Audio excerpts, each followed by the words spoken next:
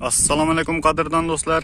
E'tiboringiz markazida Zamon TV kanali orqali yana bir bor dehqonchilik mavzusida uchrashib turganimizdan bog'oyatda mamnunmiz. Bugungi videorolikimiz bu yilgi dehqonchilik mavsumining ilk soni desak adashmagan bo'lamiz. Va ilk sonimizdanoq kartoshka ekish haqida sizlarga o'z bilgilarimizni yetkazishga harakat qilamiz.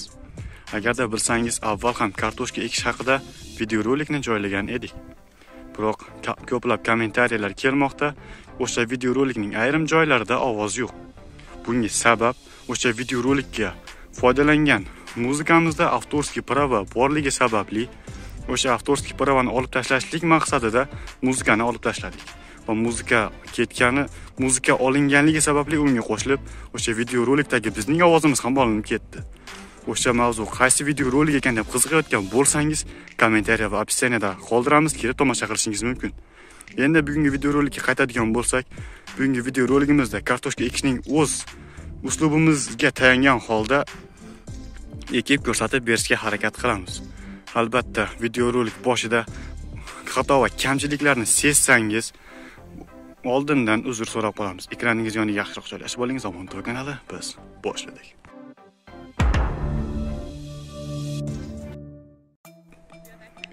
Ko'rib turganinglardek do'stlar, bu yoq terekzor. Bu tomon ham terekzor, bu yoq bedazor va tepada uzumzor, o'rtada kartoshka. Kartoshka ekadigan yerimizning maydoni 30-40 sotikni tashkil qiladi. Va ushbu yerga albatta primerna 1 tonna kartoshka hozircha olingan. Kartoshkaning sorti esa Rivera. Ayrim dehqonlar bor, kartoshkalarni plyonkaga ekiladi, ayrimlarda esa agatga ekiladi, ayrimlar esa dori solib ortidan o'g'it va shuningdek ortidan kartoshkani ekib, so'ngra chopib chiqiladi. Biz esa o'rtada pushtani chopib ekmoqchimiz.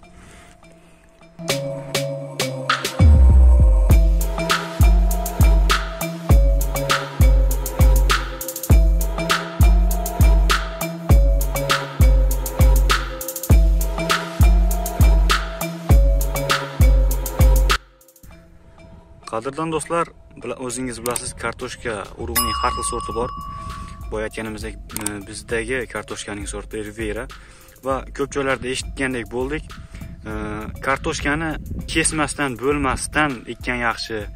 Shunda o'zi yetilishi oson bo'ladi, ko'proq urug' olish, ko'proq hosil olish mumkin degan so'zlarni qulog'imga chalindi.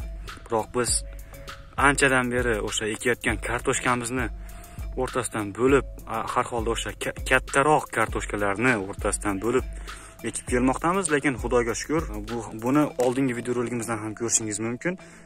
Demoqchi bo'lganimiz, kartoshkani agarda kattaroq bo'lsa, kesib eksangiz bo'laveradi demoqchimiz albatta.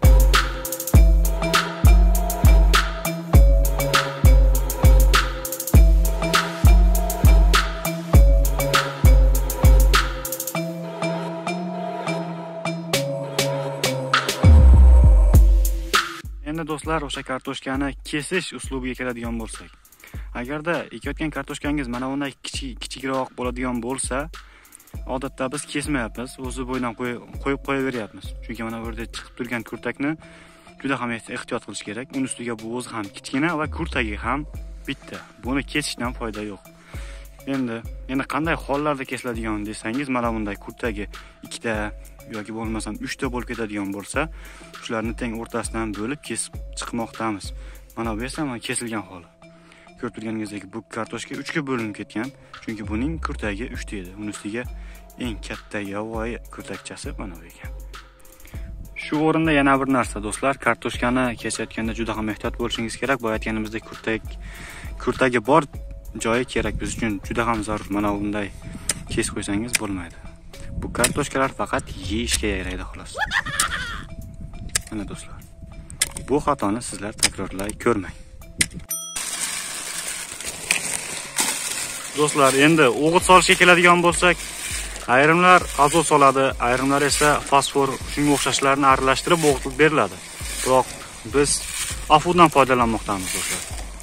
Afu har holda ko'plab o'sha o'g'itlarning barcha qo'shilmasi, birikmasi mavjud afuda.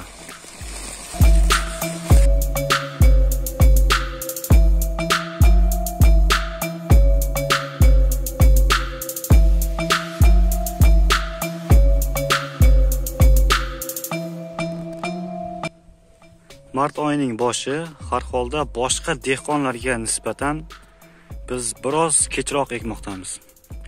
Bunga sabab albatta Qirg'iziston, O'zbekiston, Qozog'iston, umuman olganda o'sha O'rta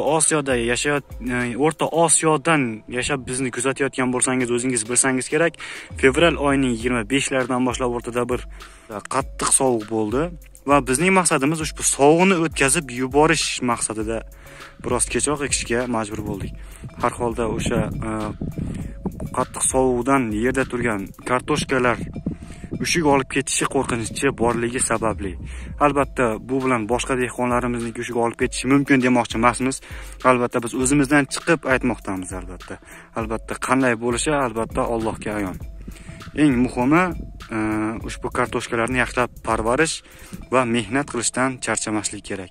Mehnat qilsang rohat topasan albatta.